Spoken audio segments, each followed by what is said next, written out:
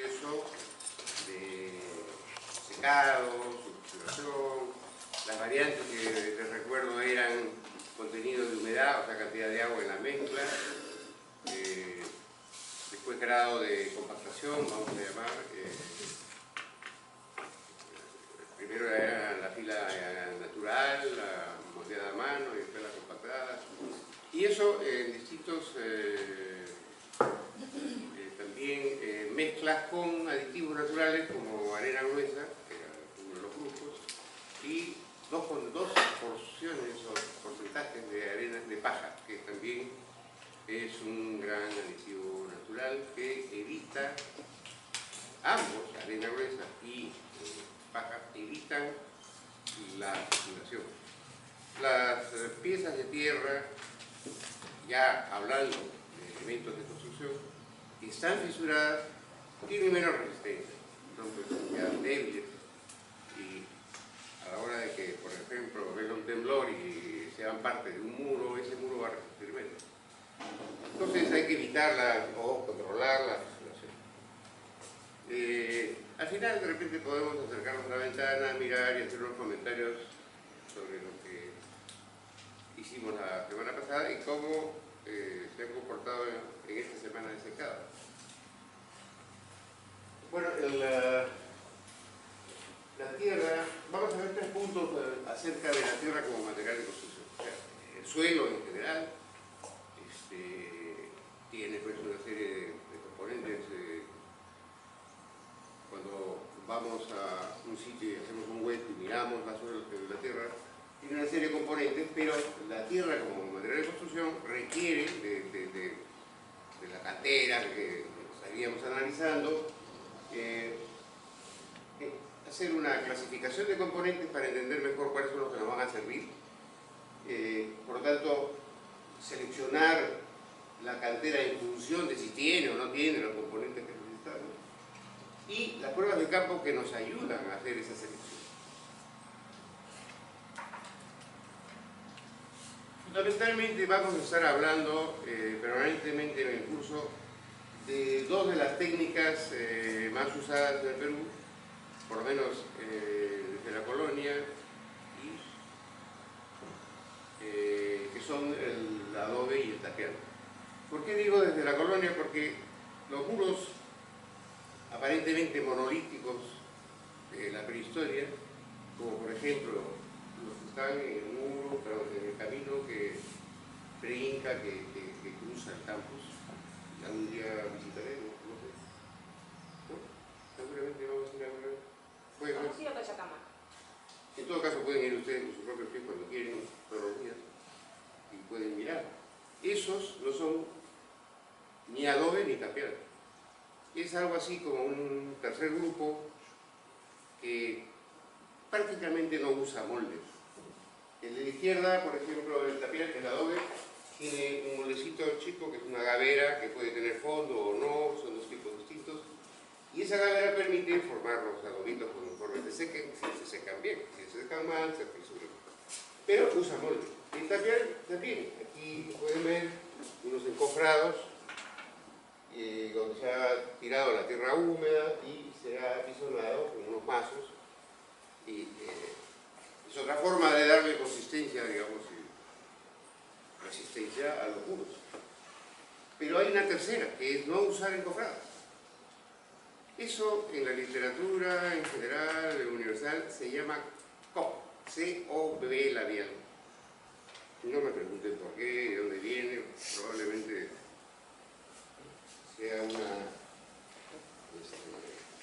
palabra que usan en Estados Unidos, pero significa simplemente moldeado a mano o no moldeado, o no, sin molde. Es un concepto fundamental. Disculpe, ¿puedes repetir el nombre de ese sistema? ¿Perdón? ¿Puedes repetir el COP? C de Carlos, O de Oscar y B de bueno.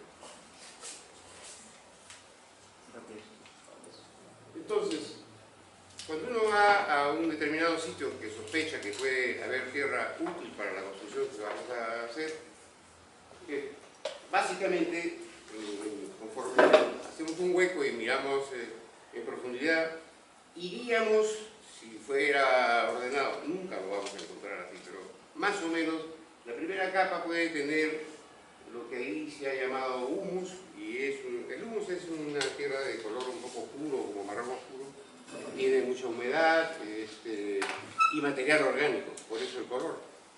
Y entonces esa tierra no es buena para construir, y más abajo deberíamos encontrar, nunca lo vamos a encontrar así certificado como esto, pero deberíamos encontrar las partículas más pequeñas, que son la arcilla, que es el componente más interesante, o sea, no hay construcción sin arcilla.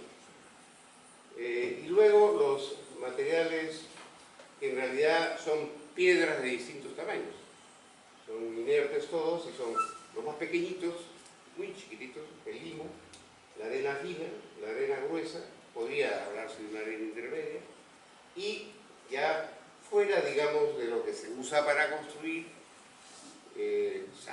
gravas y rocas más grandes, ¿no? O la roca madre, que es la base la base de la corteza terrestre. Entonces, acá se está viendo que hasta la arena gruesa consideramos que es un componente para construir, y en general solo la arcilla no es una piedra cualquiera chiquitita o fina, porque es muy fina, es la más fina de todas. Y el resto es de alguna manera piedra de distintos tamaños.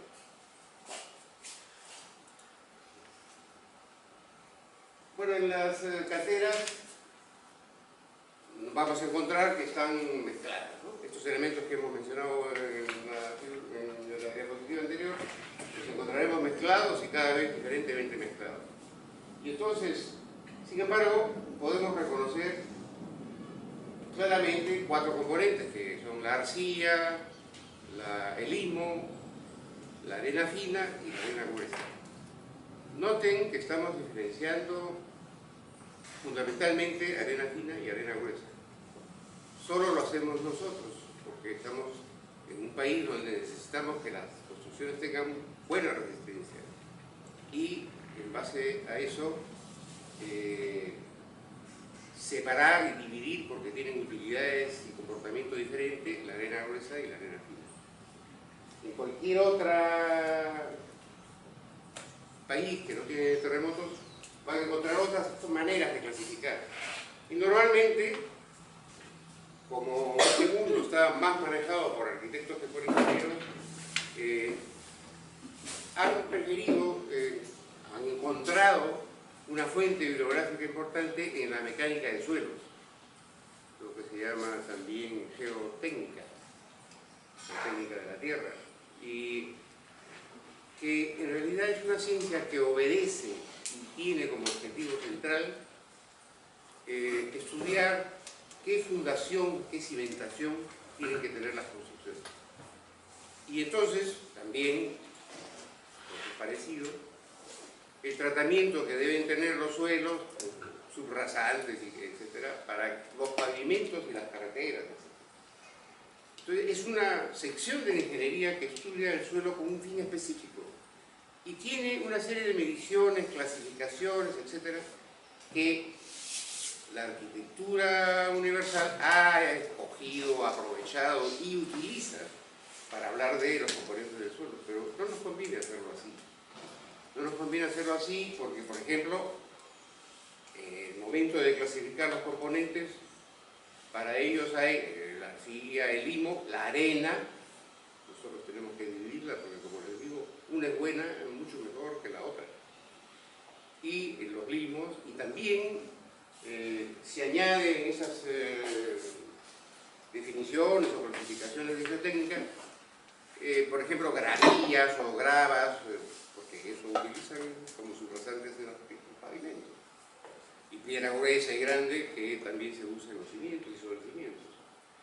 Eso no nos interesa para hacer ni barro ni tapera. Entonces, lo más importante de esos 4 componentes son, como veremos, la arcilla y la arena gruesa. No la arena fina, por eso tenemos que separar en la clasificación. Aquí pueden apreciar, bueno, o menos. La escala, pues, desgraciadamente, puede dar una impresión diferente a la que quisiéramos. Son rangos, ¿no? Piedras grandes, piedras medianas. Al fondo empieza a ver ya la arena gruesa, que es esta misma, la arena fina, el limo, y finalmente la arcilla. Mientras, bueno, esta clasificación que ahora está en cuadritos de distintos enlaces, de alguna forma, según, por ejemplo, los geotécnicos o según cada grupo de trabajo de investigación en tierra, se clasifica con unos tamaños, ¿no? Por ejemplo, nosotros trabajamos mucho considerando como arena gruesa aquel material que tiene partículas que van desde medio hasta 5 milímetros. Y ustedes conocen lo que es un milímetro. Un centímetro tiene 10 milímetros. Conocen el grosor de una uña es aproximadamente 1 milímetro. Entonces, arena gruesa va desde medio milímetro, o sea, media uña, de solo una uña, y 5 milímetros, que es una piedrita que es medio centímetro. Entonces es una gama bien importante y grande de tamaños. Luego viene la arena fina, que ya pues viene desde medio milímetro para abajo, hasta una cierta cantidad, no recuerdo exactamente, pero es una fracción ya muy pequeña. El limo es un polvillo, un polvo, no es una cosa granular distinguible fácilmente, pero si la tocan sí van a sentir las partículas. No pasa ya eso con la arcilla, que es más chica aún. Tiene que tener 2 micras para abajo, o sea, para más fino. ¿Qué es una micra? Es la milésima parte de 1 milímetro. O sea, de esa uña la dividen en 1000. Y 2 de esas, o sea, 2 micras, es el tamaño máximo de la arcilla. Entonces, en realidad, si ustedes ven la arcilla, por decir, en un balde, casi no distinguen que es un polvo. No llegan, probablemente, sus ojos como sensores no les sirve para ver partículas en esa arcilla contenida en un pote, en un balde. Y la sensación, por ejemplo, de meter la mano en un balde de arcilla es rarísima, porque, y peor todavía si le vendan los ojos y le hacen meter la mano en el balde. En primer lugar tiene otra temperatura, da la impresión de que fuera agua, pero no tiene plasticidad, no, es una sensación nueva, tiene una temperatura fresca.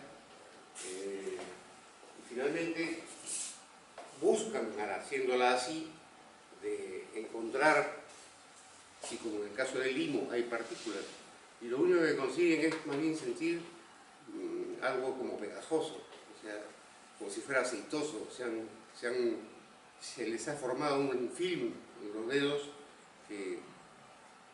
porque se les ha quedado pegada la arcilla en los dedos.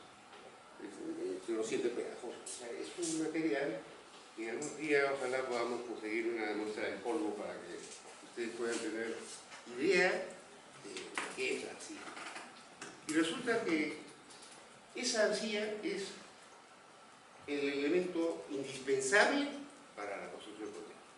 Si no hay arcilla, no hay ninguna estabilidad ni resistencia en los elementos que se construyan con un suelo sin arcilla.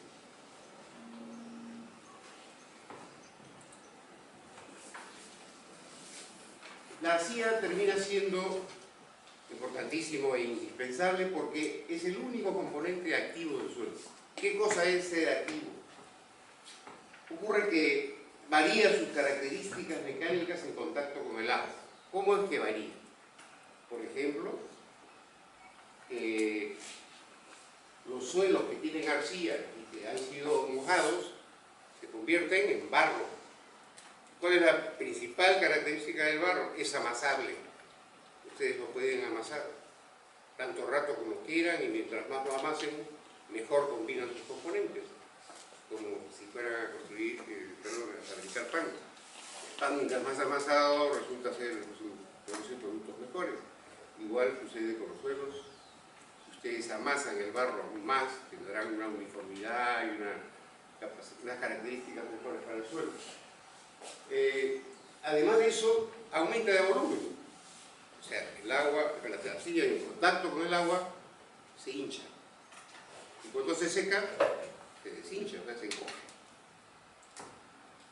Si la cantidad de agua que le han puesto a la arcilla es muy grande, en primer lugar, ya no va a ser de repente un barro plástico, o sea, ya no va a conformar un barro plástico, sino un barro más bien fluido, ya imposible de darle forma a una pelota, por ejemplo, ¿no? Se va a chorrear, ¿no? Nos ha pasado cuando aumentábamos el agua, ¿se acuerdan?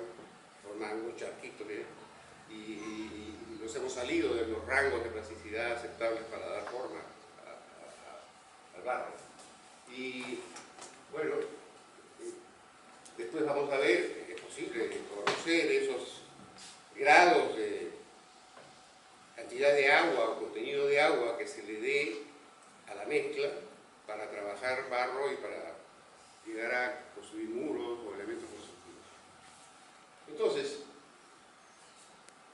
de alguna manera, y esto ojalá que no quede confusión, pero de alguna manera se puede decir que es el aglomerante de las partículas inertes. Las inertes son todo lo que venga, todas las piedras de distintos tamaños, como las arenas y los ríos. Es la que puede lograr que hayan, todos juntos se queden en una forma plástica que es el barro. Sin la arcilla, pueden de repente hacer una pelota como en la playa, pueden hacer con la arena, sin arcilla, una pelota húmeda y tiene pues una cierta consistencia o permanencia, la dejan en la mesa, vienen al día siguiente, de repente todavía tiene la forma circular o más de pelota, o ya se ha empezado a desmoronar, pero si la tocan se desmorona completa. ¿Por qué? Porque se le fue el agua, que tiene una propiedad en contacto con los granos, en general las partículas, y peor o mayor en las más, si las partículas son chiquitas, tiene la propiedad de aglomerarlas en función de una ley física que se llama tensión superficial. La tensión superficial no es otra cosa que la formación de algo así como una net o un film de partículas de agua que están en el perímetro o en la superficie de esa agua. Por ejemplo, en una piscina, un riachuelo ha formado una lagunita. En esa lagunita de agua, la capa superior está sujeta físicamente a una tensión superficial. O sea, tiene una capa que ustedes no distinguen y nadie distingue, y esa capa está tensionada y tiene de alguna manera una unidad. Al punto que, por ejemplo, ustedes pueden ver insectos caminando por encima del agua y nosotros no podemos hacer lo mismo por el peso. Pero la capa esa superior resiste los insectos, a los pequeños pesos, en función de que está tensionada y que guarda una particularidad de una cierta formación de una unidad, la capa, la última capa, la capa perimetral. Pero si ya no hablamos de una lagunita, sino hablamos de, por ejemplo, un pedazo de barro y lo vamos analizando y sacamos del centro de la pelota que tuviéramos en la mano de barro o plástico, lo que tenemos son partículas unidas de alguna forma por una matriz que es la arcilla. Y esa arcilla, estamos hablando de un barro, está húmeda, o sea, tiene agua.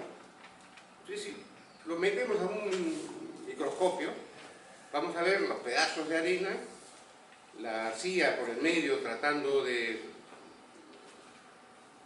cohesionarlos o tenerlos juntos, y si le aplicamos la regla o aplicación física de la tensión superficial, alrededor de los extremos de esa agua que está entre las partículas, hay una capa que tiene tensión superficial, porque esas capas se forman siempre que sea perimetral en el contenido de una agua. Entonces, mientras más chiquitos sean los espacios entre las partículas, habrá una agua que tiene un montón de tensión superficial. Y eso crea también un fenómeno que se llama de capilaridad, y es que el agua puede ascender entre las partículas, puede ir ascendiendo, y es lo que ustedes pueden apreciar en cualquier construcción antigua, por ejemplo en el centro de Lima, de los muros de una iglesia que son de barro, van a ver unas capas de otro color de la pintura exterior porque se han humedecido, y esa humedad es un agua que viene del suelo, trepando por la capilaridad, por la tensión superficial, por esa ley física que les explicaba. No traten de entender demasiado qué se forma la tensión superficial, no nos interesa. Sabemos que existe, eso sí nos interesa. Entonces, podríamos decir que esa agua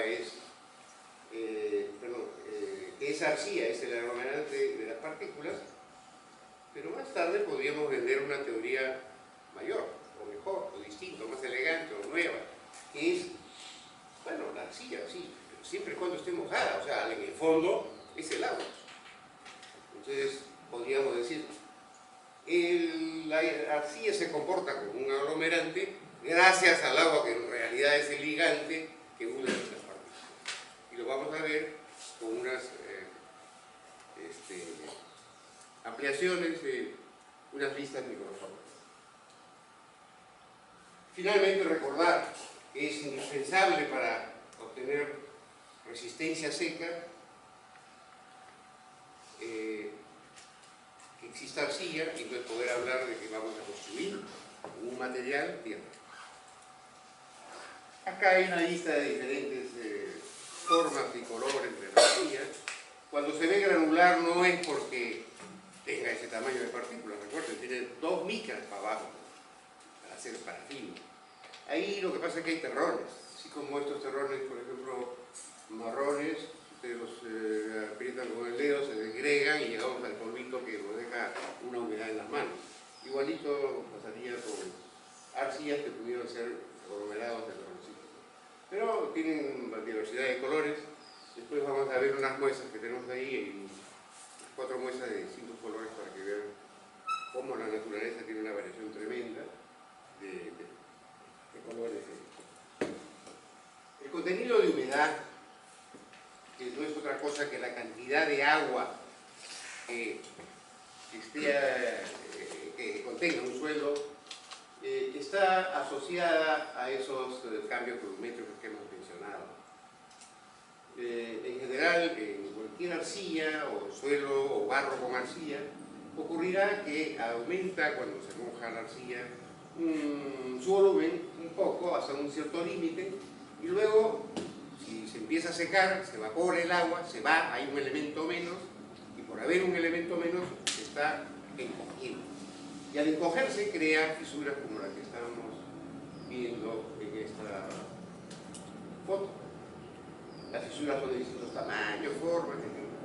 Esto es lo que se produce en un secado de, por ejemplo, bajo el sol, en un secado rápido, cuando el suelo o el barro tiene arcilla. También ya hemos dicho que el amasado del barro es posible solamente gracias a la plasticidad de la arcilla, o sea, a que sea posible amasar el barro. Cuando se evapora el agua, el barro se seca, se encoge, porque la arcilla se encoge, y el barro va adquiriendo la famosa resistencia seca, que es una condición pues indispensable para poder hacer una construcción, una casa, cualquier otra construcción. Desafortunadamente, este encogimiento viene acompañado de fisuras, entonces tenemos que aprender a controlar esas fisuras de alguna manera, probablemente con aditivos naturales. En esta figura se ve una secuencia de 10 elementos de barro que son exactamente iguales. El mismo contenido de barro existe desde la primera hasta la última figura que ustedes pueden apreciar acá. ¿Y cuál es la variación que ha habido para formar todos estos elementos? Es algo así como jugar, como estábamos jugando la semana pasada, con ver qué le pasa a ese poco, al conjunto, un pedazo de tierra, la pelota, los elementos que se nos han dado, cuando vamos aumentando la cantidad de agua. Y si alguien nos hubiera dicho, a ver, vamos a ir aumentando la cantidad de agua, pero vamos a tratar por cada uno de los barritos lograr una columnita de la mayor altura. Entonces va a pasar que cuando no hay mucha agua es imposible crecer más. Conforme uno va aumentando el agua, llega a unas columnitas mayores y después, si se pasó ya la cantidad óptima de agua, comienza a decrecer también de nuevo la altura máxima que se puede hacer con ese contenido de agua. Entonces, esto revela bastante bien una de las propiedades del barro cuando tiene arcilla. Y lo interesante es, creo que ya lo mencionamos en la clase anterior, que muchos de los fenómenos físicos tienen variaciones que pueden ser más o menos identificadas como una campana de Gauss. Las curvas de Gauss tienen siempre esta forma, media sinusoidal, pero tienen puntos de inflexión. Esto tiene concavidad hacia arriba, esta concavidad hacia abajo, vuelve a tener... O sea, hay unos puntos de inflexión que tienen que ser de la curvatura, en vez de ser para allá, es para acá. Y tienen aproximadamente esta figura. En este caso en particular se ha formado esta figura, por decirlo teóricamente, poniendo como variable en este eje la cantidad de humedad que aumentamos. O sea, 100 gramos, 200 gramos, 300 gramos, y luego así la altura del elemento que pudimos crear avanzando. Y bueno, ¿qué propiedades tiene el elemento con mayor altura? Parecería que tiene la cantidad de agua suficiente o mejor para que, en base a su plasticidad, puede tener formas más esbeltas. De alguna manera lo que está sucediendo probablemente es que tenga en su estado actual, que es barro, o sea, esto no es seco, esto tampoco es agua, tierra es barro, es un barro plástico, o sea, con contenido reciente de humedad. Eso quiere decir que el barro ya tiene una resistencia. Y el barro húmedo, por tanto, que ha logrado la columna más alta, tiene más resistencia que las demás. Porque le hemos dado la cantidad de agua óptima para conseguirlo. Entonces hay una cierta relación entre la resistencia del barro húmedo y la cantidad de agua. Y la calidad de arcilla, por supuesto, pero para un conjunto de una misma tierra hay un óptimo de humedad. Entonces hay una idea que de repente no han tenido que pensar nunca en su vida, y es que el barro tiene una resistencia. No quiero complicarle más la vida, pero también se ha demostrado que el agua tiene una resistencia a tracción. ¿Se imaginan? Se meten en una piscina, agarran agua y hay algo que les impida separarla. Nosotros creemos que es un poco la densidad del agua que no nos permite abrir rápidamente las manos. No, es también que tiene una capacidad de tracción, físicamente demostrable. El barro, por tanto, también tiene una capacidad de tracción. Para separar el barro hay una fuerza que hacer. Y esa es su capacidad de tracción.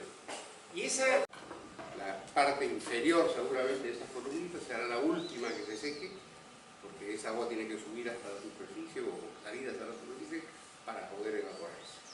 Si no, no se produce esa agua. Al evaporarse, ahí se crea un vacío, y ese vacío absorbe la cantidad de las partículas de agua que están más abajo, pero por capas. Entonces el secado es todo lo que se puede aprender jugando con 9 pedacitos de tierra. El secado que se ha producido en todas estas columnitas de barro es un proceso que termina siendo interesantísimo porque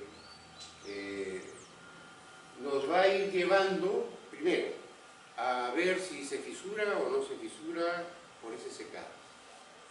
Y ya veremos después cómo, si las condiciones de secado son violentas, o sea, por ejemplo, si jugamos a esperar en cuánto tiempo se secan todas estas, cuando estamos en el patio con el sol que tuvimos en la otra semana, hasta ahora estoy quemado, se van a secar rápido. Y si fuera de noche, como la que se han presentado en esta diapositiva, de repente se secan mucho más despacio. Y si se seca más despacio, de repente ya no se fisuran tanto. En conclusión, parece que si queremos evitar fisuras tendríamos que construir de noche. Sí, más o menos. Nadie lo hace. Pero sí podría convenir, por ejemplo, no construir a las 12 del día. Y tal vez empezar a construir a las 5 de la tarde. Porque se va a demorar más en secarse. Y si se demora más en secarse, aparecen menos fisuras, entonces va a ser el resultado final más rápido. Aquí hay una vista microscópica, utilizando un microscopio electrónico, que nos dice que generalmente, porque no es siempre así, pero muchas veces, las partículas de arcilla son más bien como unas plaquitas, como unas plaquetas, son chatas. Y ustedes pueden ver esa tendencia, aquí esas paradas, con esas horizontales, etc. Y por lo tanto, tienen una característica, esto es una caolinita, que es un tipo de arcilla. Hay muchos tipos de arcilla, como minoritas, hilitas, caolinitas, etc. Como minoritas son las más usadas, la mayor cantidad de arcilla en la naturaleza se encuentra con este tipo de arcilla. La notoriedad de las consecuencias de que sean unas plaquitas como canitas o plaquetas es que cada partícula plana y no gorda como un terrón tiene una masa muy pequeña, una cantidad de material muy pequeña y tiene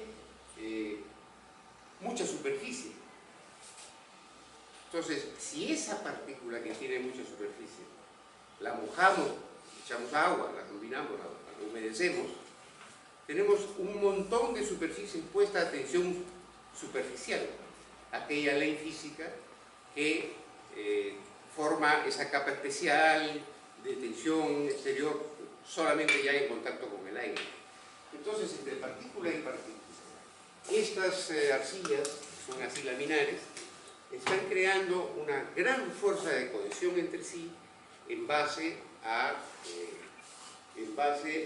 su forma, de tener gran superficie y poco peso. Aquí Teresa nos ha preparado unos plastiquitos transparentes, pero para que incluso puedan ustedes apreciar. Entonces, por supuesto, si nosotros tenemos dos de esos aparatitos, dos de estas laminitas, y las juntamos, por más que hagamos, bueno, acá una sostiene a la otra, pero no se puede pegar porque el aire no tiene propiedades para pegar. Entonces vamos a mojarlo, no sé cómo. Voy a, más bien, ¿qué te parece repartirlo? Porque como voy varios, repartimos por aquí.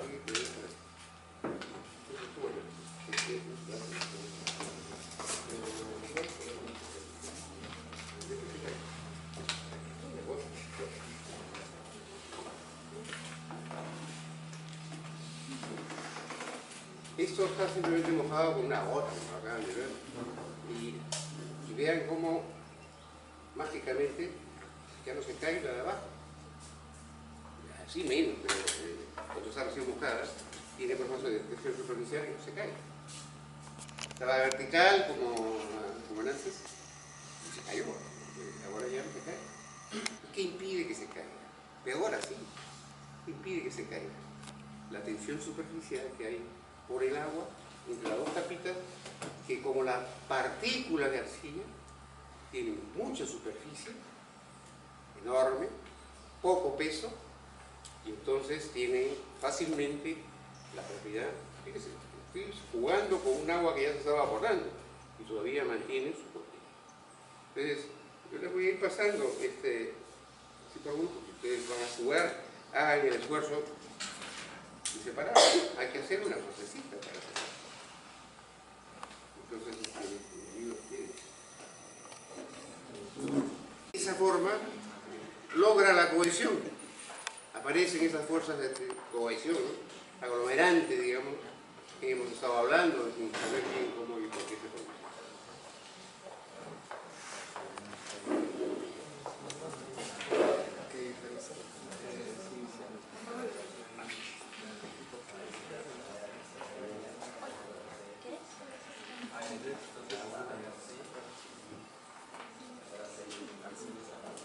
Bueno, mientras van aprendiendo, no se va a olvidar más por qué la arcilla tiene la propiedad milagrosa de pegar las partículas que están alrededor de ella y pegarse entre sus partículas entre sí.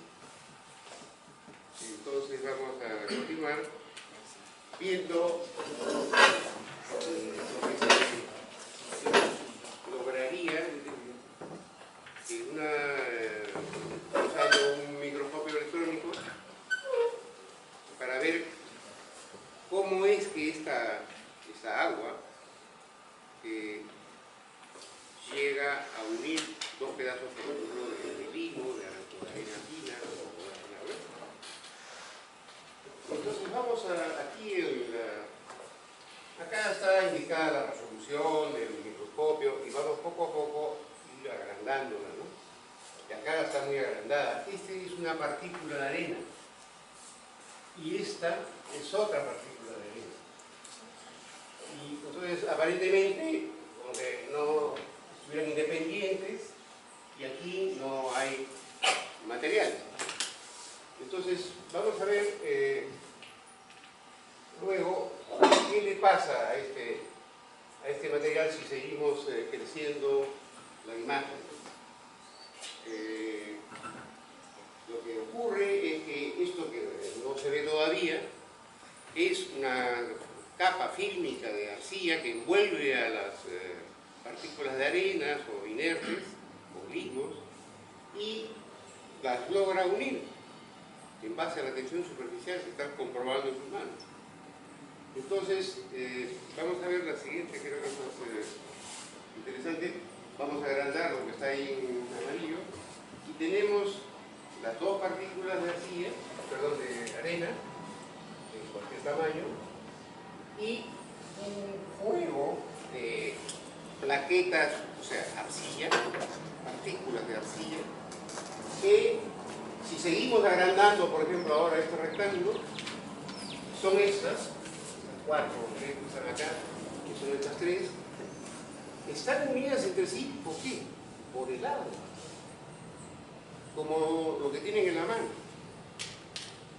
con una fuerza suficiente para que se sostengan estos dos pedazos de arena. O sea, está clarísimo el proceso, ¿verdad? Y ya saben también por qué la arcilla es el único elemento activo que se comporta diferente, etcétera, etcétera, y que logra actuar como aglomerante, gracias al agua. Podríamos discutir de repente media mañana si el aglomerante es la arcilla, por sus formas de partícula, en forma de plaqueta, o el agua, que al final sigue siendo agua. Se ha colocado entre dos plaquetas y logra por tensión superficial que tanto la arcilla por su forma y el agua por la tensión superficial, que no se separen las partículas entre sí. que entonces aglomeren estos componentes y se crea el barro. Cuando se seca el barro y se va el agua, no se ha ido todo el agua. Esto se seca mucho. El contenido de humedad se mide como el peso del agua sola, agua pura, dividido entre el peso de los sólidos que están unidos. Entonces un barro tendrá, por decir, 10% de humedad, cuando el peso del agua que une las partículas sea la 10ª parte del peso sólido, ya no con agua, de solo las arenas y los compuestos. Y también, por supuesto, la fría, que también pesa menos. Entonces, eso es el contenido de humedad. Estamos dando una nueva definición, ojo, escríbanla por ahí. Contenido de humedad o humedad del material es un cociente entre el peso del agua sola que tiene ese material, ese barro, y el peso de los sólidos solamente.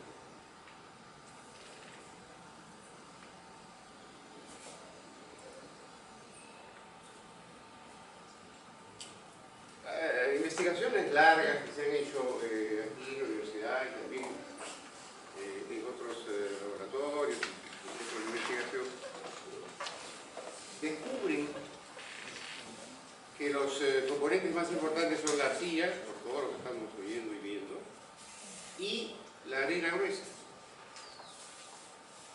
que es la mayorcita de los materiales inertes que hemos clasificado como componentes del suelo. ¿Y cómo se produce esta mejor combinación y por qué entonces la arena gruesa funciona y más y mejor que la arena fina? Lo que ocurre es que el barro acomoda o mezcla partículas de arena gruesa y las retiene por estas propiedades aglomerantes, las retiene como una matriz que retiene sus arenitas. Conforme se va yendo de esta mezcla de arcilla y agua, que es la matriz, conforme se va yendo el agua, esto, acuérdense, se coge. Pero ese fenómeno del encogimiento tiene un límite, y el límite es el momento en que estas partículas comienzan a chocarse entre sí, ya no pueden seguir encogiéndose. Y han formado, acá está en un plano, pero en realidad podríamos pensar que está en 3D, esto es un volumen, han formado como unas bóvedas de piedras que están ya chocando los bordes entre sí, que ya no se pueden bajar más, encoger más, por esa razón. Y en función de eso adquieren una resistencia seca, que es el requisito que convierte al barro en material de construcción. Y eso lo tienen que tener muy claro. El motivo por el cual los ensayos de laboratorio que duraron un año con una presentación de la Agencia Internacional de Desarrollo de Estados Unidos, el año 83, se descubrió que con la arena gruesa conforma un esqueleto granular, apunten con pedazos de forma de comillas, que limita el encogimiento y da la resistencia seca, porque va a seguir chagado con un agua. Yo les he dicho hace un rato y de repente no he sido muy insistente, pero debo serlo. La mayor cantidad de agua se evapora, pero hay una cantidad de agua que se queda, vamos a decir, permanentemente o para siempre. Y si ustedes agarran un muro perincaico y lo llevan al laboratorio, van a encontrar que tiene 3, 4, 5% de agua. Esa agua se quedó ahí para siempre.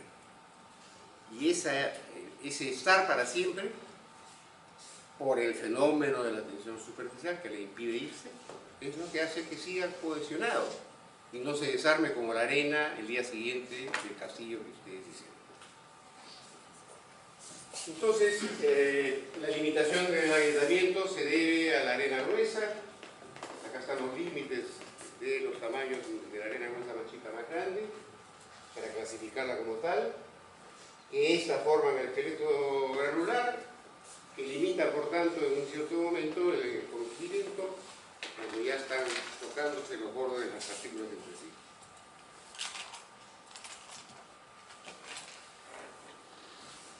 Esto no sucede con la arena fina. La arena fina, por su tamaño, de repente hace una proporción de mezcla de la matriz con los granos, de forma tal que no es tan claramente ventajoso la creación del esqueleto granular. Entonces, recapitulando y destacando por qué estos dos componentes de los cuatro son los más importantes, hay que crear una resistencia seca para estar hablando de que un suelo o barro se convierte en material de construcción, que cree, por ejemplo, que es un adobe o un tapial, etc. La tierra como material constructivo requiere un endurecimiento sin grietas, y hemos dicho que las grietas aparecen con el secado. Hemos adelantado muy rápidamente, y lo vamos a ver después con calma otro día, que mientras el secado sea más largo, van a haber menos grietas. Por eso ustedes verán que los pobrecitos que hacen adobes en el campo le ponen, cuando lo hacen un tendal, horizontal, pero le ponen una estera para que el sol no la seque tan rápido. O le ponen una estera vertical para que el viento tampoco la seque tan rápido. Entonces, intuitivamente, sin que el campesino conozca de lo que es la tensión superficial y haya tenido la oportunidad que han tenido ustedes de jugar con plastiquitos, él sabe que si no lo hace así, se le rasca el adobes. Si no lo vuelve a hacer, se ha dado cuenta, porque es tan inteligente como nosotros, simplemente que tiene otra formación, se ha dado cuenta que cuando están expuestos al sol, se fisuran más que cuando no están expuestos al sol. O les ponen las esteras, o lo trabajan de noche, o de madrugada, pero hay que taparlo. Lo mejor es comenzar a trabajar a las 5 de la tarde. La matriz de arcilla de encogerse sujeta el esqueleto granular, formado por la arena gruesa, y crea la resistencia seca. Este proceso es acompañado por una construcción volumétrica del conjunto del barro. O sea, no solo se coge pues la arcilla, al desaparecer el agua, hay un material menor y todo el barro se disminuye de volumen. ¿Cómo? El otro día jugábamos con la arena gruesa, pero también jugábamos con la paja. Hasta ahora no hemos mencionado cómo entra a tallar la paja. La paja no tiene nada que ver con el esqueleto granular, sin embargo contribuye. La arena gruesa, el contenido de la arena gruesa tiene que ser más o menos optimizado, de manera que mucha arena gruesa deja muy poca arcilla y producirá menos resistencia. Pero no, o sea, hay que también, y lo vamos a ver después, el otro día, hay que buscar la forma de optimizarla. ¿Qué tanta arena gruesa hay que añadir como componente, digamos, aditivo natural? El otro aditivo natural, que es la arcilla, perdón, que es la paja, no es que evite que se forme la grieta, la controla.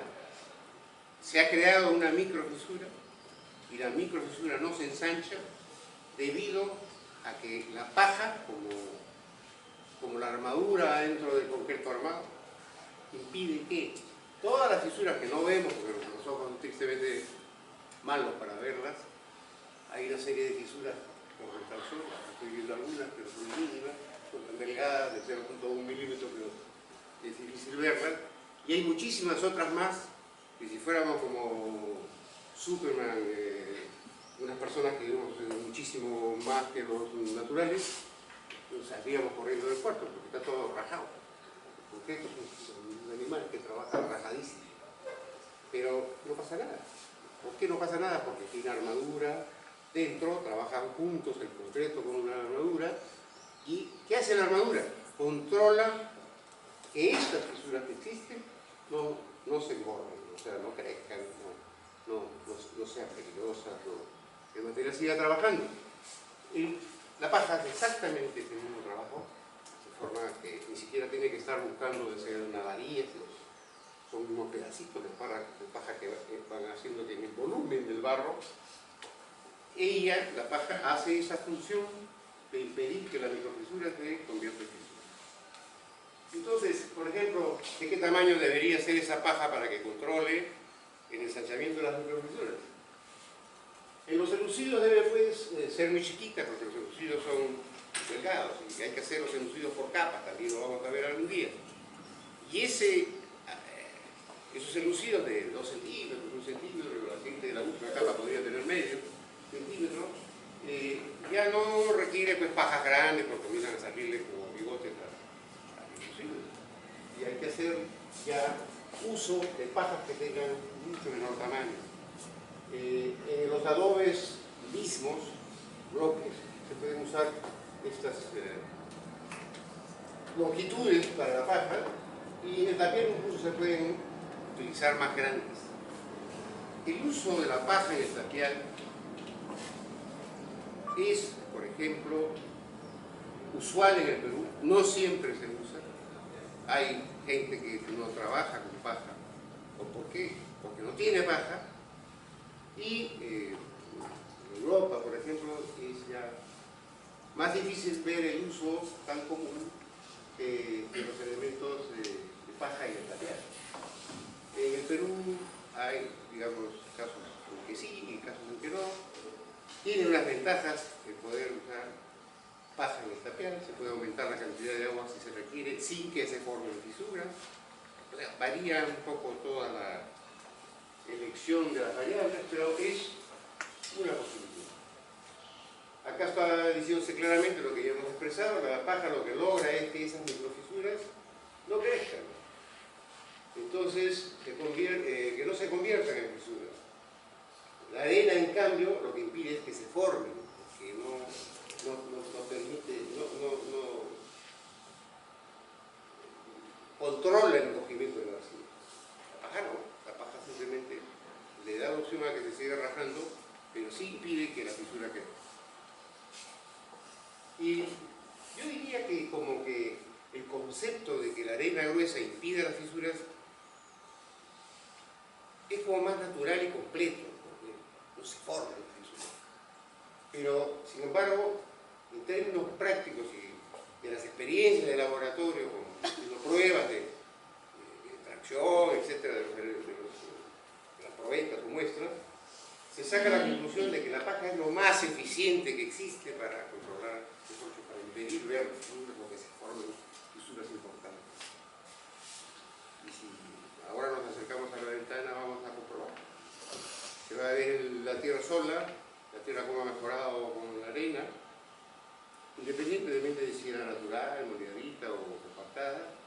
Y luego, a la derecha, vamos a ver las pajas, media porción de paja y con media porción de paja. Y vamos a ver cómo mejora poco a poco todo con la paja y los resultados mejores, me parece que se pueden apreciar ahora que miremos por la ventana. Otras fibras vegetales o animales también podemos utilizar, se han utilizado en el pasado, por ejemplo, pelos de conejo o de cualquier otro roedor o los mismos cuyes o pelos de cualquier otro animal, caballo. Todo eso puede utilizarse porque hace el mismo trabajo que la paja de contener el engrandecimiento de las microfibras. Bueno, aquí una explicación rápida de las diversas técnicas de construcción que en base a barro o tierra se pueden realizar. Aquí hay 6 muestras, pero hay muchas más. Lo que veremos en el curso fundamentalmente es el adobe, el tapial,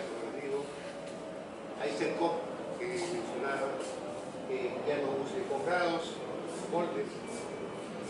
La quincha, que sí vamos a ver en el curso, porque estamos en un país cívico, y esta quincha tiene un comportamiento magnífico durante los terremotos en comparación con las mamposterías de adobe y tapial, que requieren también un reforzamiento. Esta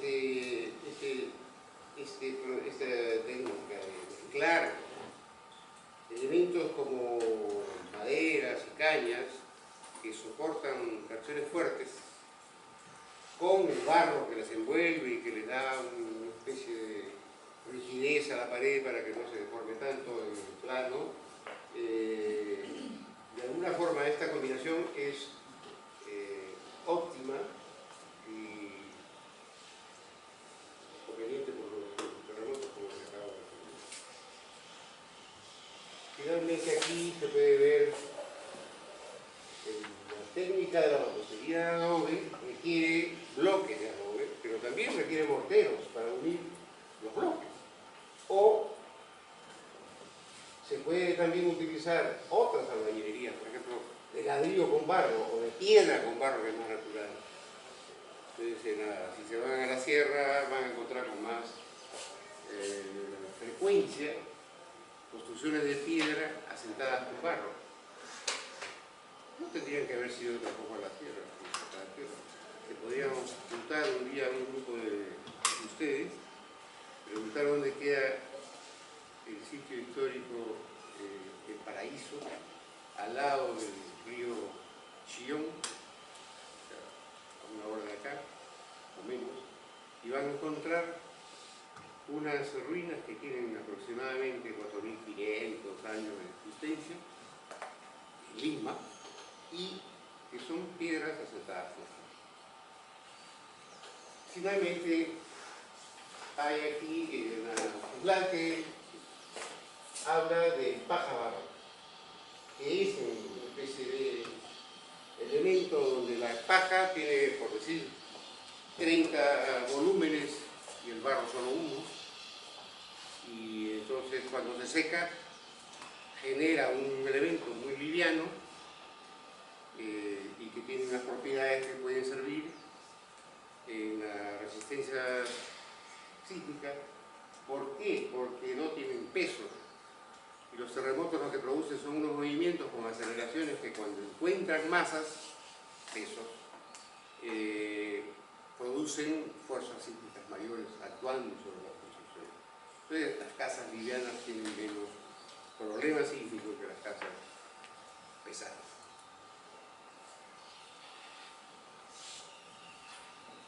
Voy a tratar de avanzar más rápido, pero ¿cómo se hace, de alguna manera, cómo se hacen los elementos de barro y de tierra para la construcción?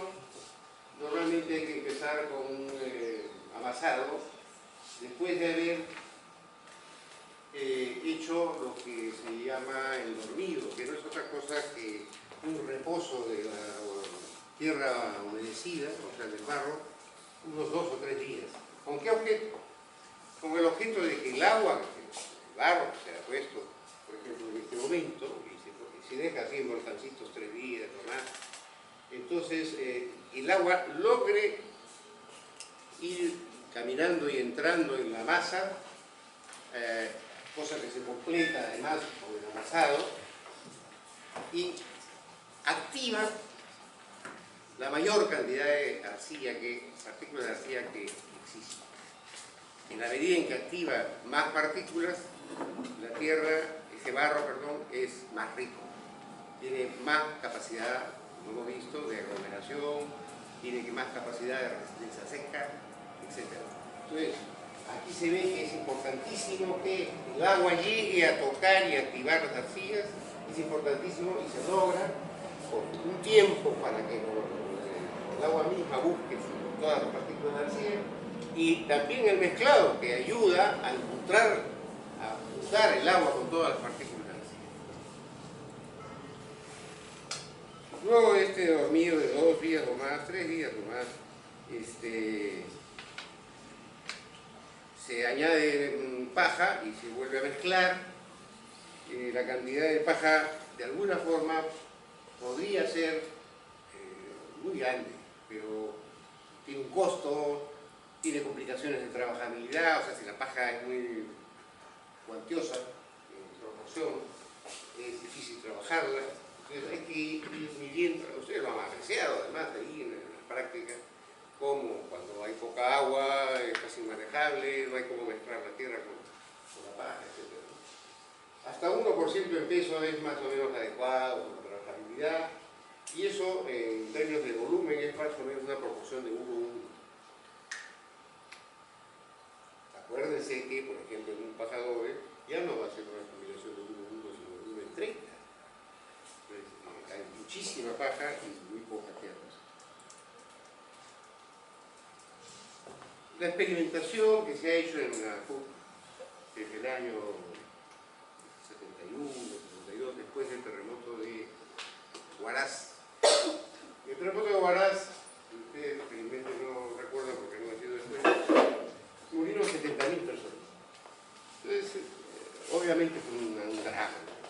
El famoso terremoto del este de Japón, en grado 9 o magnitud 9 Richter, que ha ocurrido, han muerto entre 15 y 18.000 personas. En el de Huaraz del 70 murieron 70.000. Y fíjense ustedes que no hay un periódico que no haya dado la noticia del terremoto de Japón y sus consecuencias. Pero en todo caso, lo que quiero decir es que a raíz de ese terremoto todo el mundo se preocupó, el Estado, los profesionales, las universidades.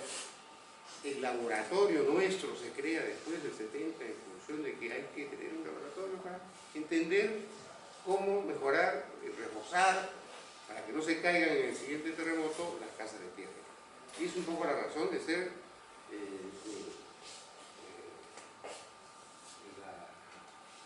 las investigaciones de la CUS que tratan de minimizar las pérdidas de vida en la construcción de tierra y también los daños, porque en la medida en que se minimizan los daños se hacen reparables y no pérdidas totales de la casa. Bueno, programas similares a estos hay muchos en París, en Polonia y Alemania, pero también en Francia y se han logrado muchos resultados. En Europa se preocupan menos de los sismos, pero ya empiezan a haber problemas gordos, por ejemplo, en países como Italia, etc. Yo no sé si vamos a poder seguir ya por el tiempo, porque creo que ustedes tienen otros planes y yo tengo otra reunión. La práctica que van a hacer es precisamente de esas pruebas de campo, en este acompañamiento.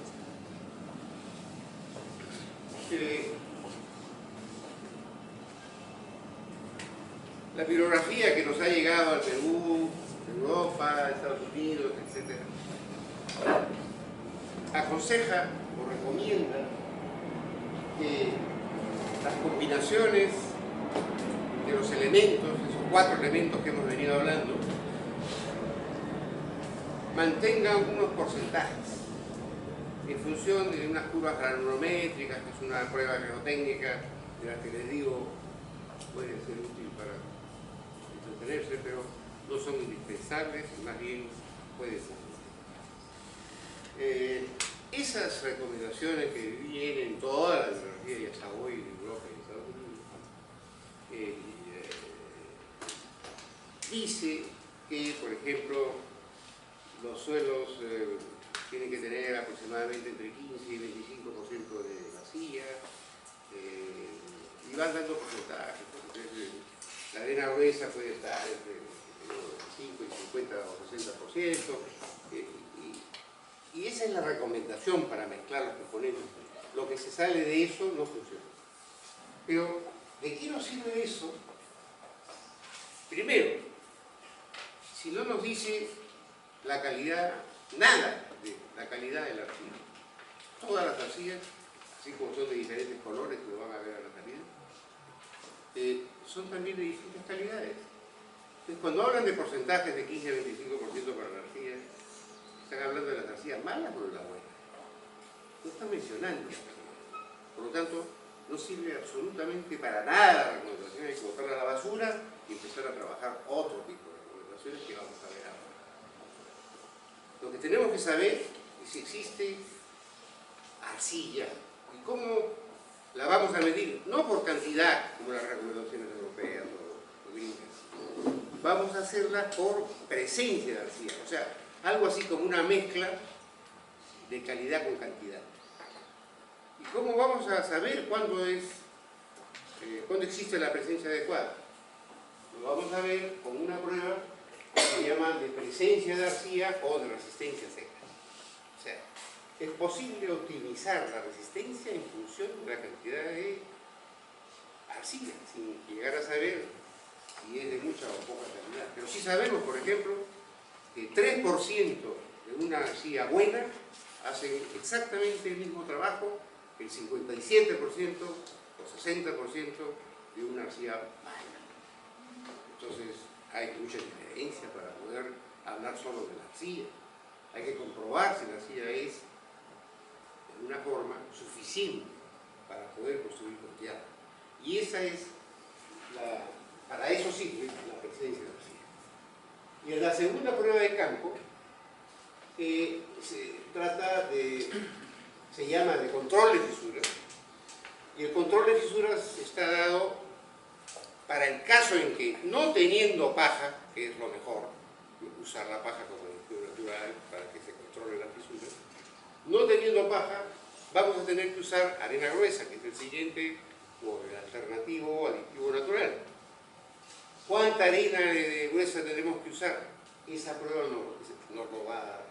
Y nos lo da haciendo unos emparedados de 2 adobes existentes, que no importa qué calidad tengan, unidos por proporciones distintas del suelo que queremos estudiar. Estas dos pruebas han sido hechas con mucho trabajo. Realmente se ha tenido que crear el concepto para buscar de que se puedan hacer en el campo sin el uso de ningún material, ninguna herramienta, ni espátula, absolutamente ninguna. O sea, el campesino la va a poder realizar tan cómodamente como nosotros hacemos. Y eso ha costado, hay que pensar hasta llegar a eso.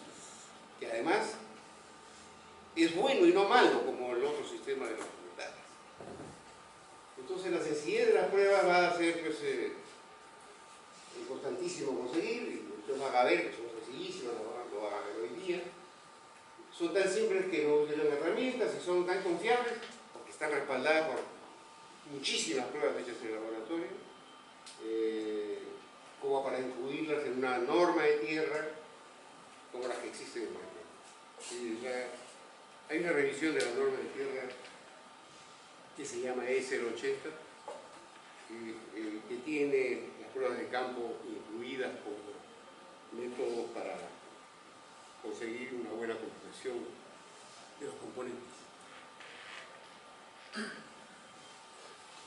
Aquí hay una descripción de en qué consiste la prueba de presencia de arcilla. En realidad esta no es la que aparece exactamente en la norma, es mucho más completa, porque te da una información muy importante respecto al material. Entonces, por ejemplo, si hacemos 12 bolitas,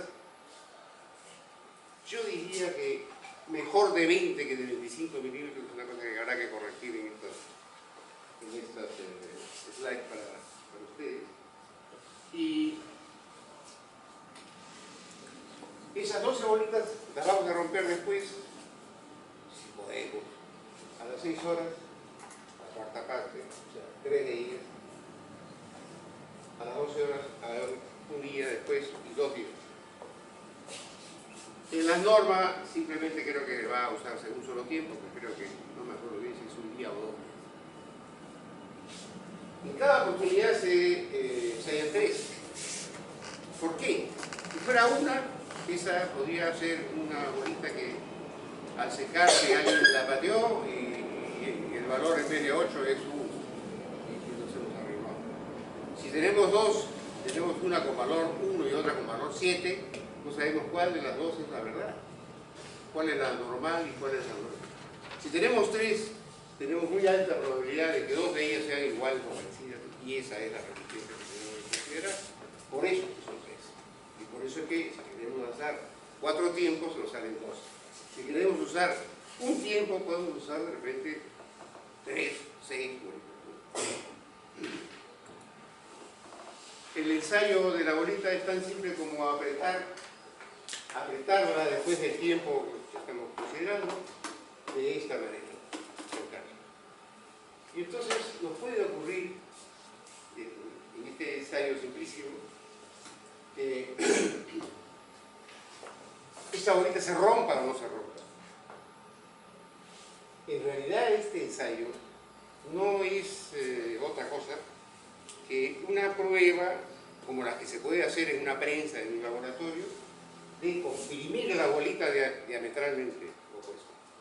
Con los 2 dedos estamos haciendo una prueba de compresión, que no produce una falla de compresión, produce una falla de tracción. O sea, cuando chancamos la bolita se corta así, verticalmente, y porque se atiende a separar por tracción falla por tracción indirecta.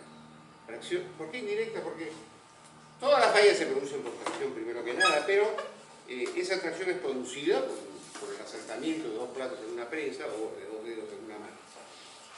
Entonces,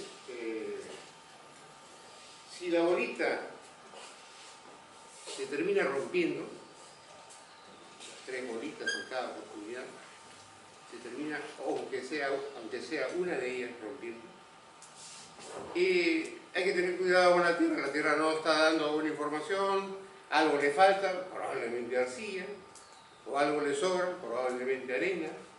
Entonces estamos frente a una cantera que hay que o dejar de lado o enriquecer mezclándola con otra cosa. Entonces,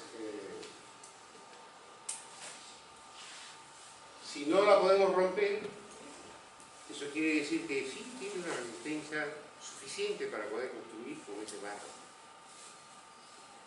Y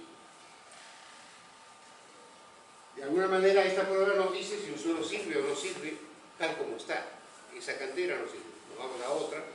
O si con la segunda prueba detectamos por qué no sirve, podemos corregirla mezclando, por ejemplo, con arena gruesa, poniéndole más. Lo que no es fácil lograr es conseguir un poco más de arcilla para decir, bueno, no tiene la resistencia, vamos a meterle, qué sé yo, 20% más de arcilla y entonces ya de repente hacemos de nuevo la prueba y esta vez sí funciona porque ya tiene más arcilla. No es fácil conseguir canteras de arcilla. Las áreas rurales podrían tener una cantera que además, dicho sea de paso, no es un material que se utiliza suelto, lo usan solo los artistas, los cerámicos. Entonces no son conocidas las canteras de las áreas rurales. Y por tanto es un material que no es fácil ir a buscar para mezclar. Y si tenemos que venirnos a una cantera conocida en otra parte, en Lima o lo que fuera, ya se escapó de nuestro presupuesto. Entonces es importante pues ver si es apta o no. Ahora, tendrían que ustedes estar pensando, aunque no digan nada, ¿y por qué si se rompe, y si la prueba la hace un maceteado o la hace una niña de 7 años, ¿cómo es posible que no siendo igual las fuerzas de las personas sirva la prueba? Entonces, se está desarrollando una tesis, el hermano de tesis, en la que sí ya se hizo una encuesta grande de las capacidades que tienen las personas de hacer fuerza con los 2 dedos, con una mano. Y entonces ahí se pone un dinamómetro y uno hace lo mismo que cuando rompe la bolita y sale pues una cantidad de kilos que ha hecho como máxima fuerza cada persona. Y esa cantidad de kilos que logra hacer cada un grupo de gente varía entre los más débiles que llegan a 6, 7 kilos de fuerza, a los más fuertes, los más tremendamente fuertes, que llegan a 12 o 14. Es el rango humano. Pero las pruebas de las bolitas que no se rompen, analizadas en el laboratorio, en las prensas y medidas en kilos que reproducen la rotura, son del orden de 30 kilos. O sea, es lo que queremos que tenga como resistencia la tierra con la que vamos a hacer una casa o una construcción con tierra. En otras palabras, el rango de la fuerza humana es mucho menor que el que necesitamos que tenga la tierra para construir. Entonces, si la rompemos, estamos hablando de una tierra que no funciona, algo le pasa. Hay que analizar con otra prueba qué le pasa. Vamos a ver hoy. Y entonces, ¿cuál es la siguiente prueba que nos puede dar más información de esa cantera antes de desecharla?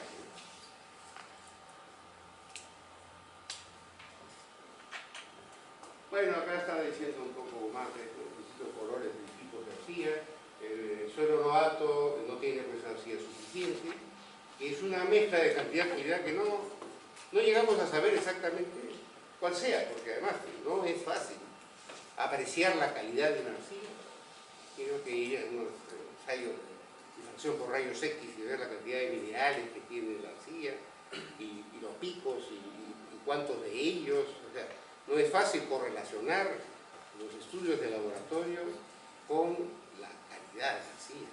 Por eso no hay que meternos a buscarla. Y en realidad nos basta con que la bolita se rompa o no se rompa. Está dando una combinación de calidad y cantidad. Entonces, si un suelo no tiene esa capacidad, cantidad de calidad de arcilla, habrá que buscar de mezclarlo con arcilla, que ya les estoy diciendo que es muy difícil conseguir, para que puedan lograr cerata. O sea, normalmente, lo que está diciendo la rotura de las bolitas es que ese suelo no funciona. Un buen suelo, en cambio, tiene una cantidad importante o de arcilla fina o no, de muy mala calidad, pero en todo caso tiene una presencia de arcilla suficiente y ya demuestra que sí se puede construir. La segunda prueba es la de control de la fisuración. Porque hemos estado hablando de arcillas y hemos dicho que la arcilla es la que se encoge y la que produce las fisuras. Entonces, por un lado, la primera prueba demostró que sí hay arcilla.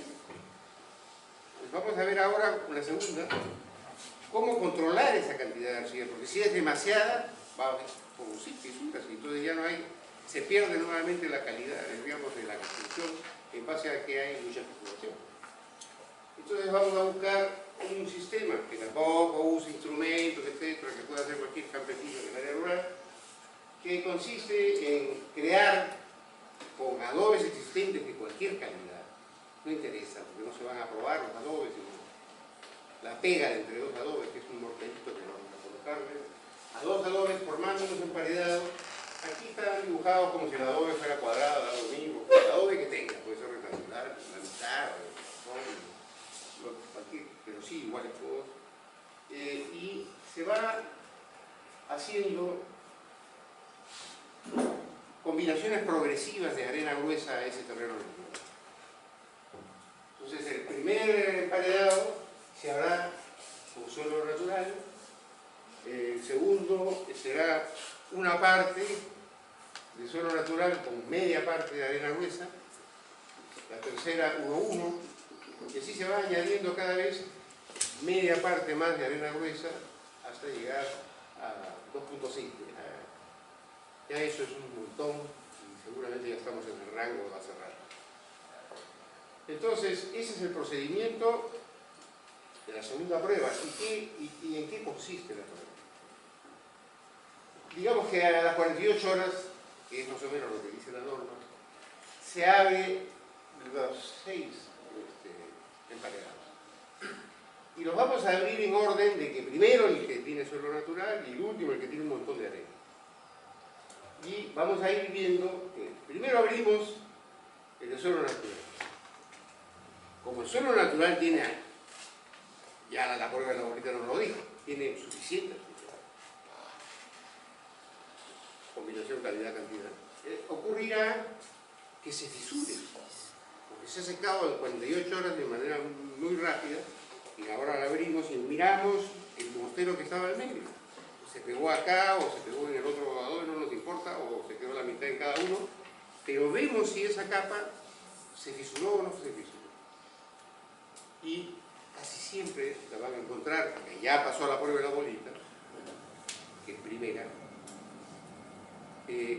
va a estar fisurada. Y abrimos luego la segunda, aquella que tiene media parte de arena gruesa. Y van a notar normalmente que la fisuración ha bajado un montón. Ya no se fisura tanto como la anterior. Incluso puede ocurrir que ya haya desaparecido la fisuración. Y si no ha desaparecido y hay menos fisuras, nos vamos a la siguiente emparedada, que tendrá más arena gruesa y por lo tanto menos arcilla. Y ya de repente ahí recién logramos que ya no exista fisuración. Esa sería la elegida. O sea, siempre vamos a elegir la primera que logre que desaparezca visualmente la fisuración del mortero entre los dos adobes que hemos usado para hacer el papel. ¿Y por qué elegimos la primera que obtenga la desaparición de la fisura?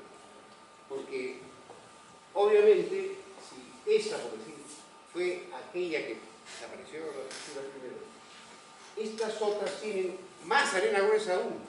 Y mientras más arena gruesa tengan, va a tener menor resistencia. O sea, en el límite, si el mortero fuera solo arena, no tiene tampoco resistencia. Entonces, ¿para qué vamos a ponerle? Además, gastar el tiempo y el dinero para conseguir esa arena gruesa, que normalmente es muy fácil conseguir, porque todos los ríos del Perú tienen cantidades de arena gruesa y se puede usar. Entonces, usamos la menor cantidad de arena gruesa que haya logrado desaparecer. Las dos pruebas son sencillísimas, rapidísimas y finalmente seguras para haber logrado y utilizado. ¿Tú me estás diciendo? ¿Qué grosor tiene? ¿No? ¿Qué grosor tenemos que poner de pie? El mortero. Bien, el mortero puede ir en realidad desde medio centímetro hasta máximo 2. Lo que ocurre es que en la práctica debería tener aproximadamente el que se va a usar en la construcción, o el que piensen que si es adobe la técnica escogida, se debe usar. En la práctica la gente usa 2 centímetros porque es más cómodo, pero 2 centímetros es un montón y el mortero es más débil que el adobe. Por tanto, en una mampostería de adobe, el material, la junta son la parte más crítica donde empiezan a ver las fisuras en el momento en que ocurre un terremoto, y por lo tanto hay que hacerlo lo más angosta posible. 1 centímetro podría ser, por ejemplo, una buena cantidad, y si salió medio, salió medio. Si salieron 2, salieron 2. Lo importante es que se haga en orden para ver la proporción de arena gruesa que logre desaparecer por primera vez la fisura. En este ejercicio también se humedecen los adobes. Mira, está hecho de forma tal y dicho de forma tal de no complicarle el asunto a la prueba a nadie.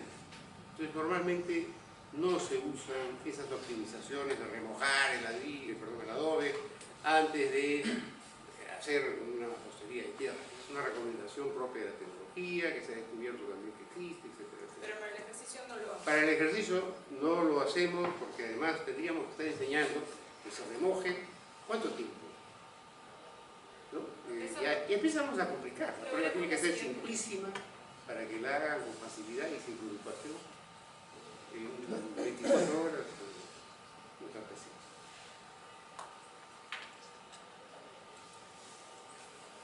Hay otras formas de medir un poco más y averiguar, ya no los campesinos, pero sí, por ejemplo, en el laboratorio, cómo se mide la fisuración. Se consigue un marquito de madera y le ponen 2 o alambres o cordones de nylon perpendiculares ya al medio, y si quieren comparar, por ejemplo, la fisuración de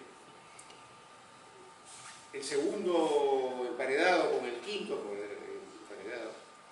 En el quinto no van a encontrar ninguna fisura, pero la forma de medir la fisuración es ver cuántas veces las fisuras que existen en esta imagen o en esta superficie sobre el mortero cruza cualquiera de los dos alarmes. Entonces uno ve primero cuánto cruza la horizontal y después cuánto cruza la vertical, 17. Miden otra prueba, hacen lo mismo y repiten 4. Bueno, pues, la 4 tiene menos observación que la 17. Entonces, es una medida que no sirve para otra cosa que para darse cuenta qué cosa es más fisurado que otra cosa. También estamos hablando acá de la cantidad de fisuras, pero es indudable que el espesor de la fisura es una variable interesante. Y entonces por eso existen unos escalímetros, finalmente, ¿no? Medidas en que se puede comparar el grosor de las fisuras con las existentes. Y de acuerdo a eso se va a saber si tienen 0.3 milímetros, 0.5 milímetros, y se puede anotar la fisuración máxima o promedio. ¿No? Por acá creo que tengo una tarjetita de esas. Eso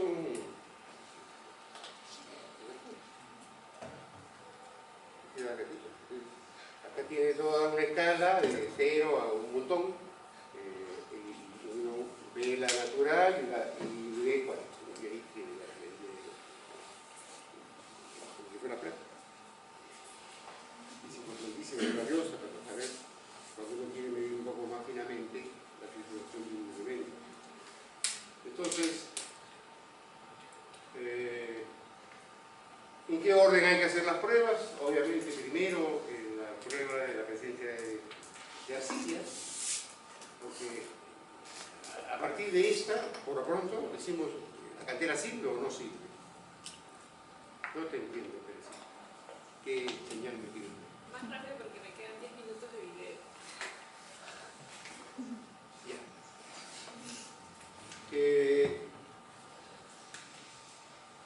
Ya hemos dicho que si no se rompen las bolitas esto ya está aceptado, la cantera es buena y se acabó, no nos preocupamos más. Pero si es mala, hay que procesarla o, según la cantidad de arena gruesa que se ha necesitado para neutralizarla, podemos ver qué tanta arcilla le falta y ver si se podría mezclar, no con una cantera de arcilla, pero sí podría ocurrir que ese suelo medio malo, porque le falta arcilla, se mezcle con otra cantera más grande o cercana de una tierra arcillosa que le sobre un poco de arcilla. Entonces, si se mezcla con la que le faltaba arcilla, vamos a tener una cosa aceptable. Le hacemos a la mezcla nuevamente las pruebas y si la prueba las dos, estamos hablando de que ya compusimos una cantera que es producto de dos canteras. Y después hacemos ya la prueba. Bueno, si hay paja, vamos a usar la paja. La pregunta sería, ¿cuánta? Y ya les digo, mientras más mejor, pero llega un momento que ya es difícil la trabajabilidad. Entonces su tope está por el lado de la trabajabilidad. A mayor cantidad de paja, habrá menos fisuras. Y eso lo van a ver ustedes ahí por la ventana. Y más resistencia, porque menos fisuras, más resistencia. Es una cosa directa y entendible.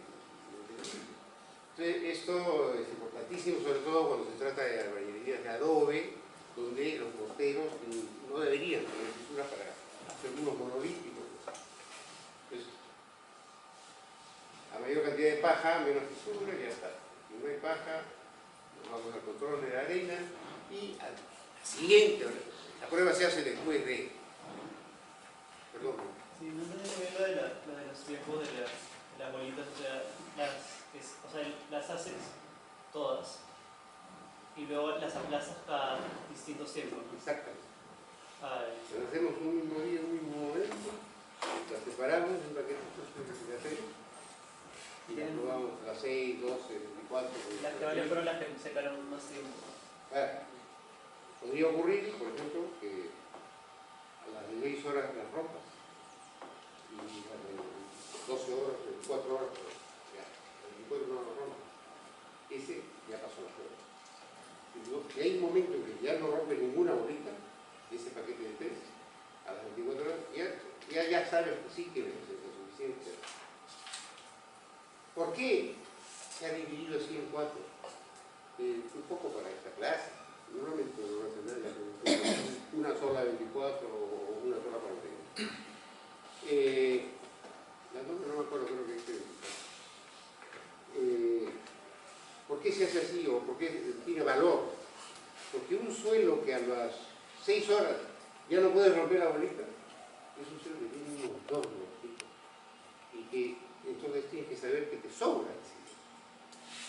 La prueba de campo te lo va a indicar.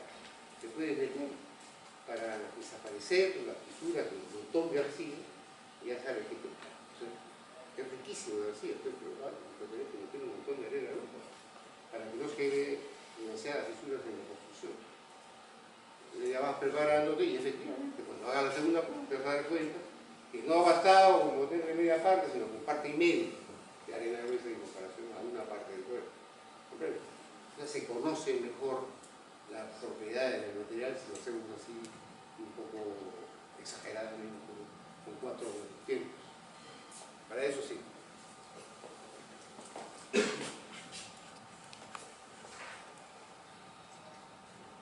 Vamos a terminar hablando de la importancia del secado, porque las grietas se forman por contracción del secado. Y hay una relación estrecha entre el contenido inicial de agua y el barro y las condiciones y velocidad de secado para que se formen o no se formen fisuras, que son indeseadas. Este agrietamiento, entonces, si ocurre, genera falta de adhesión, de monolitismo en los elementos, muros, etc. Y no son convenientes.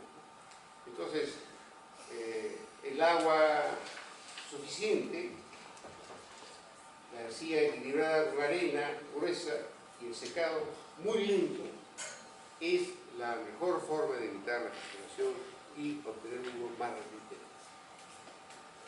Todo esta prueba está buscando más resistencia. ¿Por qué? Porque tenemos terremotos. Los terremotos son unas fuerzas, dependiendo del terremoto, muy grandes, normalmente fisuran indefectiblemente en un terremoto mayor, gordo, grave, importante y cercano al epicentro, va a romper las construcciones, va a fisurar las construcciones de tierra de todas maneras. La velocidad en este caso del secado es un poco más lenta porque no hay la absorción de la piedra no es porosa, claro que con la piedra como pómez o como la piedra lentita, que efectivamente podría absorber más porque también es una esponja, y en general las piedras absorben menos la humedad y no son tan peligrosas por el lado del material mismo que está tratando de juntar con el mortero. Hay que tener siempre un poco de ensayos de laboratorio, estos de extracción indirecta, emparedados, en fin, son ensayos relativamente simples para un laboratorio, pero eso cuando tengamos que intervenir o en códigos o en obras muy grandes, etc. Hay pues estas pruebas de extracción indirecta en emparedados medidos por mortero, hay los ensayos de compresión diagonal hechos en las prensas, también llevados a muros de tamaño natural, etc. Para cada tipo de piedra, es lo que habría que hacer. Pero dependerá de cada caso, estemos haciendo. Por esto, Ahora sí podemos acercarnos a ver las muestras. Con los... ¿A ver qué? Las muestras. El color, óxido de cobre o óxido de fierro, etcétera, van tomando esos colores. Pero no tiene nada que ver con la calidad, o sea, no es que la ropa sea buena, como se piensa, ¿no? En Brasil uno llega y ve toda la arcilla siempre roja, es por los componentes minerales, pero no producen más resistencia o ventaja de calidad. Y también agarren y miren, vean las superficies que se pueden lograr con arcilla, ¿no? Y cómo depende mucho del secado, un acabado u otro, ¿no? Las piezas que se pueden lograr con elementos muy arcillosos, ¿no? O arcillosos, arcilla completa. Yo acabo de cortarlo, ojalá que ustedes lo hagan. Si van a ver cómo ya no fue, acá, poquito a poquito. Es como un pegajoso, como aceitoso, y hay que lavarse la mano. Vean, todos, miren.